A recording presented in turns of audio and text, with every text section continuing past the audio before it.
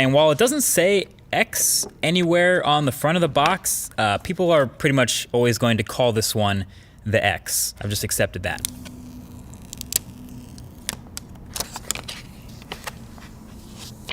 So this is your first look at the unboxing experience, and spoiler, it's pretty much exactly the same as iPhone 8 was, and almost every other iPhone. Headphones, adapters, stickers, it's all in the box, but I guess it's a good thing there's no surprises here. And so you can see right here off the bat, it's a really shiny, chromy, reflective phone. This is the silver one, and you can see how shiny the sides are. The space gray one, though, is a bit more toned down. And so the only thing that was actually new during the setup of iPhone 10 is now you set up Face ID during first boot instead of the fingerprint Touch ID. But yeah, this is brand new, and it's been a couple weeks since we last saw this phone at that Apple event, so seeing it again for the second time is kind of a reminder of all the things that are new about this thing.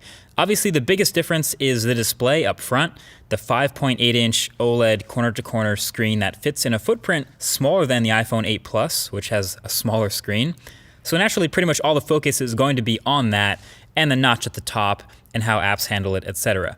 And I can tell you that aside from all the incompatible apps I've come across that are going to have to get updated, my experience with the display panel itself have been pretty decent so far. It's bright, it's contrasty, well calibrated, definitely not oversaturated like some OLEDs can be. And just handling and playing with this phone in the studio here for the first time, it's answered some immediate questions that I had about it from the last video. So first of all, since there's no home button, obviously, you have that swipe up gesture to go home, but we were wondering, how do you take a screenshot? That is power and volume up. So that's the new screenshot combo for iPhone 10. And then since holding the power button now goes to Siri, how do you turn the phone off? Well, it's gonna be long pressing the power button and volume up key, and that'll get you to see that power off menu. So those are two new key combos to memorize there. And then of course I was reminded of how many gestures there are now to memorize. Obviously when you get rid of a button, there's a whole bunch of swiping and gestures to replace it. So there's the multitasking and app switching motions, which are pretty similar but both kind of useful in their own way. Depending on how you use the phone, really. That's on top of the screenshot and power off combos, plus long holding the power button for Siri and double pressing it for Apple Pay. But basically there's a lot going on, and if you're gonna make a phone that's all screen, obviously you have to be able to do it all without a lot of buttons. Anyway, one of the biggest differences between iPhone 8 and iPhone 10 is the new front-facing camera suite up at the top in that notch. The IR blaster, the depth sensor, etc. And all that enables a couple of new things with this phone. Number one is obviously Face ID. The setup, like you saw, was pretty quick and painless, and it's been working pretty well since then for unlocking my phone. Now, I've only really had this phone for a day like the rest of press, but so far in this time, it's been fine, and it works as advertised as far as being smart and not easily spoofed.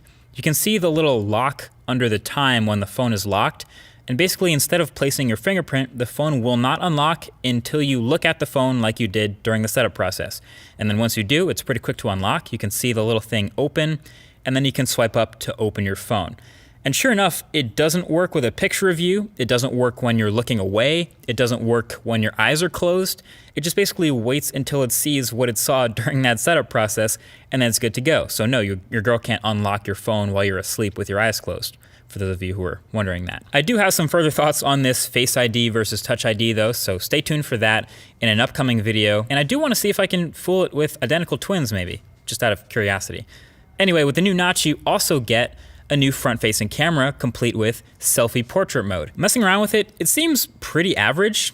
Interestingly enough, that Pixel 2 that I've been testing seemed way more like confident with the front-facing camera portraits than the iPhone 10. Now there's no doubt both of these will get better with time and software updates, but just from turning on portrait mode, switching the front-facing camera, and snapping a picture, these are the types of results you're gonna get. There's a pretty big difference between the two if you ask me, especially if you're looking at edges and hair and things like that. And sometimes the iPhone just didn't want to blur the background at all, just got really picky about the lighting. But that's something, again, we'll be testing a lot more for the full review of this phone. Oh yeah, and the new front-facing camera suite will get you Animojis. So yeah, you can see in these Animojis, the physics of things moving around is actually pretty on point. So if you're into it, you can map your face to a cartoon animal head and send it to someone in iMessage. But you still can't edit tweets though. So overall, there's a lot to test with the iPhone 10 now that I have it in my hands finally. As a matter of fact, definitely leave your thoughts right below that like button with things you want to see in the full review. Most likely things like battery life, camera quality, app performance, all that good stuff. But don't let me miss anything. But until then, Definitely get subscribed for the upcoming videos on the channel. Thanks for watching, and I'll talk to you guys in the next one. Peace.